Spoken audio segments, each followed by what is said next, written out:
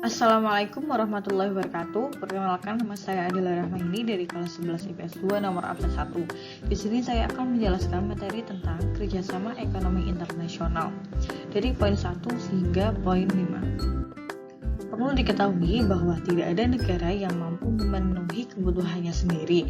Maka dari itu, setiap negara tidak bisa menutup diri dari negara lain dan membutuhkan kerjasama. Jika mendengar kerjasama ekonomi internasional, apa yang kalian pikirkan? Pasti banyak orang yang mengira bahwa kerjasama ekonomi internasional hanya sebatas pada bidang perdagangan antar negara saja. Padahal memiliki bidang yang sangat luas, yaitu yang pertama ada perdagangan internasional. Kegiatan ekspor-impor dalam bentuk barang dan jasa. Contohnya seperti impor TV dari Jepang atau ekspor kopi ke Malaysia. Yang kedua ada pertukaran faktor produksi. Faktor produksi dibagi menjadi 4, yaitu tenaga kerja, modal, sumber daya alam, dan kewirausahaan. Contohnya seperti pertukaran tenaga kerja, teknologi seperti software, peralatan, mesin, dan pertukaran modal. Lalu yang ketiga ada hubungan utang piutang. Hubungan utang piutang timbul karena perdagangan internasional dan faktor produksi. Nah, pembayaran perdagangan internasional dan faktor produksi ada yang secara tunai dan ada yang secara kredit. Jika pembayaran secara kredit, maka akan timbul utang piutang. Jadi, dapat disimpulkan bahwa suatu negara melakukan kerjasama ekonomi internasional untuk memenuhi kebutuhan yang tidak dapat diproduksi sendiri. Lalu, pengertiannya apa sih? Kerjasama ekonomi internasional yaitu bentuk kerjasama antar negara di bidang ekonomi untuk memenuhi kebutuhan dan saling menukar. Tentunya, kerjasama ekonomi internasional dapat memberikan banyak manfaat untuk negara-negara yang terlibat dalam kerjasama ekonomi tersebut. Manfaat yang pertama ada meningkatkan pendapatan negara. Kegiatan ekspor barang juga berperan penting bagi negara. Salah satunya Indonesia, negara yang kaya akan hasil bumi, yang menjadikan Indonesia sebagai pemasok sumber daya sumber daya alam seperti Amerika dan Tiongkok.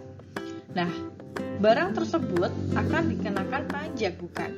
Pajak merupakan salah satu penerimaan terbesar negara, sehingga kegiatan ekspor-impor membuat pendapatan negara meningkat. Lalu yang kedua, menjaga kestabilan harga. Pembentukan harga berkaitan dengan jumlah permintaan dan penawaran. Jika permintaan naik, maka harga akan naik. Maka dari itu pemerintah mengimpor barang dari luar negeri untuk mencukupi kebutuhan dalam negeri dan menjaga kestabilan harga. Lalu yang ketiga ada memperluas lapangan kerja. Dengan kerjasama ekonomi internasional, banyak pengusaha asing berinvestasi ke Indonesia. Setelah itu mendirikan pabrik di Indonesia. Nah, untuk memperkecil biaya produksi, para pengusaha tersebut membuka lapangan kerja yang berguna untuk mengurangi pengangguran. Lalu yang keempat ada mempercepat pembangunan nasional. Dengan adanya kerjasama ekonomi internasional, negara-negara berkembang memiliki kesempatan membangun perekonomian karena menerima investasi dari negara maju dan bantuan modal dari lembaga keuangan internasional. Yang kelima ada mempercepat alih teknologi. Dengan adanya kerjasama ekonomi internasional akan menjadi interaksi antara negara maju dan berkembang, sehingga teknologi dari negara maju dapat masuk ke negara berkembang. Jadi, negara berkembang memiliki kesempatan untuk mempelajari teknologi. Lalu setelah ada manfaat, pasti ada tujuannya, yaitu tujuan yang pertama ada Tujuan yang pertama ada meningkatkan taraf hidup kemakmuran masyarakat. Suatu negara melakukan kerjasama ekonomi internasional agar negara-negara berkembang memiliki kesempatan untuk memberantas keterbelakangan mereka sehingga taraf hidup akan menjadi meningkat. Yang kedua ada memenuhi kebutuhan dalam negeri. Seperti yang sudah dibahas tadi, bahwa setiap negara tidak dapat berdiri sendiri, baik untuk tujuan perdagangan pertukaran faktor produksi maupun utang piutang. Contohnya Indonesia mengimpor minyak bumi dari negara Arab Saudi karena konsumsi minyak bumi dari waktu ke waktu terus meningkat. Nah, maka dari itu tujuan suatu negara melakukan kerjasama ekonomi internasional agar kebutuhan dalam hidup terpenuhi. Lalu yang ketiga ada meningkatkan perekonomian negara. Bantuan berupa dana, teknologi, prasarana dari negara maju ke negara berkembang membuat perekonomian negara juga akan meningkat. Lalu yang keempat ada mewujudkan perdamaian dunia. Kerjasama ekonomi internasional memiliki misi untuk mewujudkan perdamaian dunia sehingga kehidupan akan menjadi tentram dan damai. Yang kelima ada mempererat hubungan antar negara. Hubungan antar negara ini sama halnya dengan hubungan persahabatan. Dengan menjalin kerjasama ekonomi internasional, maka akan semakin banyak peluang suatu negara untuk meningkatkan berbagai hubungan lainnya di luar hubungan kerjasama tersebut. Lalu ada bentuk kerjasama menurut jumlah negara. Yang pertama ada bilateral, kerjasama yang dilakukan oleh dua negara, contohnya Indonesia dan Arab Saudi dalam bidang pariwisata. Lalu yang kedua ada bentuk kerjasama multilateral, yaitu kerjasama yang dilakukan lebih dari dua negara tetapi tidak terikat dalam wilayah tertentu, contohnya ASEAN dalam satu kawasan dan OPEC dalam beda kawasan.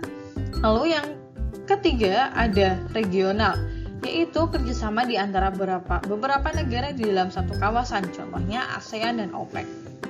Lalu yang keempat ada subregional, yaitu kerjasama yang dilakukan oleh beberapa negara dalam subkawasan. Contohnya Benelux dalam kawasan negara Belgia, Belanda, dan Luxembourg. Lalu yang terakhir ada antarregional, yaitu kerjasama yang dilakukan antar kawasan, contohnya ASEM. Lalu ada bentuk berdasarkan kegiatannya. Yang pertama, bentuk pasar bersama regional. Tujuannya untuk mengurangi hambatan-hambatan perdagangan antar anggota. Contohnya seperti ASEAN dan PBE.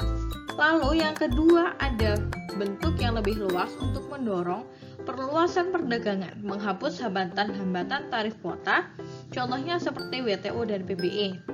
Lalu yang ketiga ada bentuk pengaturan produksi bersama, contohnya seperti OPEC. Lalu yang keempat ada kerjasama bersifat koordinatif dalam penyaluran bantuan kepada negara sedang berkembang, contohnya seperti IMF. Lalu yang kelima, yang terakhir ada kerjasama bersifat konsultatif, contohnya seperti kerjasama ekonomi Pasifik. Sekian dari saya, kurang lebihnya mohon maaf. Wabillahi taufik wal hidayah. Wassalamualaikum warahmatullahi wabarakatuh.